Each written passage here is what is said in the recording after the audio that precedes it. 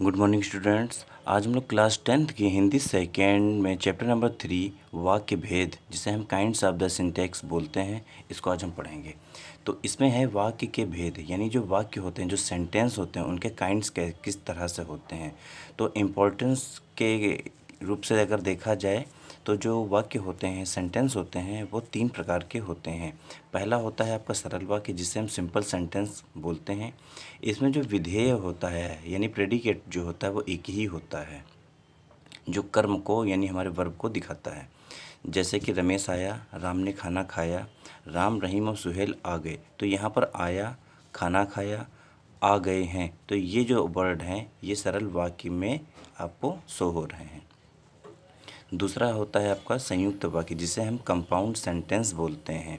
तो इसमें क्या होता है, इसमें 2 या 2 से अधिक उपवाक्य हो सकते हैं, यानी वाइस सेंटेंस हो सकते हैं। वाइस सेंटेंस की पहचान कैसे होती है? और, तथा, फिर, या, अथवा, अन्यथा, किंतु, लेकिन, इसलिए। ये जो रेड लाइन जो हमने ड्रा की है, ये जो वर्ड अगर किसी भी सेंटेंस में बीच में या उसके आगे या पीछे लगे हुए हों, तो हमें पता चल जाता है कि ये हमारा वाक्य कैसा है, संयुक्त वाक्य है। देखिए एग्जांपल, चाचा जी आए और वह चले गए, बीच में देखो और है, इसलिए ये संयुक्त वाक्य है। दूसरा, आप चाय पियेंगे या कॉफ़ी, बीच में आ गया या, तो इसमें संयुक्त में ये ध्यान रखिए, और, तथा, फिर, या, अथवा, अन्यथा, किंतु, लेकिन, इसलिए। तो ये जो वर्ड आपके कहीं पर भी सेंटेंस में जुड़ जाए तो वहाँ पर संयुक्त वाक्य हो जाएगा, क्योंकि ये ऐसे सेंटेंस होते हैं, ये 2 वाक्यों को आपस में जोड़ते हैं। जैसे चाचा जी आए, वह लखनऊ चले गए, तो 2 सेंटेंस बीच में अगर और लगा, इसीलिए और जो है इन दोनों को आपस में जोड़ रहा है। थर्ड आपका आता है मिश्र वाक्य।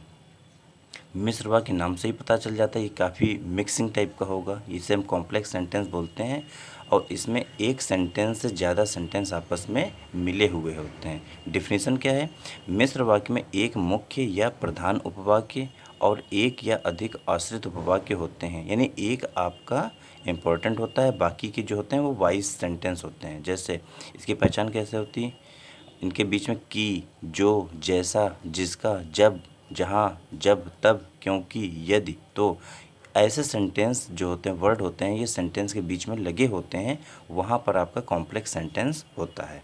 इसका एग्जांपल देखिए, अध्यापक ने बताया कि कल छुट्टी रहेगी, बीच में क्या आया? की, तो यहाँ पर देखो की लिखा हुआ है पहले ही पहचान में, इसलिए सेंटेंस कैसा होगा? मिश्र वाक्य होगा। नेक्स्ट देखो, उस लड़के को बुलाओ जो बाहर खड़ा है, बीच में जो आ गया, इसलिए ये मिश्र वाक्य है। अब हम लोग ध्यान देते हैं वाक्य रचनांतरण, रूपांतरण किस टाइप से होता है। अब होता ये है कि सरल वाक्यों को, बोर्ड एग्जाम में आता है कि सरल वाक्यों को संयुक्त में चेंज कर दो, संयुक्त को मिश्र में चेंज कर दो। तो हम लोग एक एक दो दो सेंटेंस दे पढ़ते हैं, उसको अच्छे समझते हैं। पहला है, बादल गरज रहे थे, तेज वर्षा होने लगी। तो ये सरल वाक्य है, बादल गरज रहे थे, तेज वर्षा होने लगी, और इसे हमें किस में चेंज करना है? संयुक्त वाक्यों में चेंज करना है। संयुक्त में क्या होता है? और, तथा, फिर, अथवा, अन्यथा, किंतु का यूज़ होता है। तो अब हम इन 2 सेंटेंस को एक में मैच कर देंगे। बादल गरज रहे थे और तेज वर्षा होने लगी, पूर्ण विराम।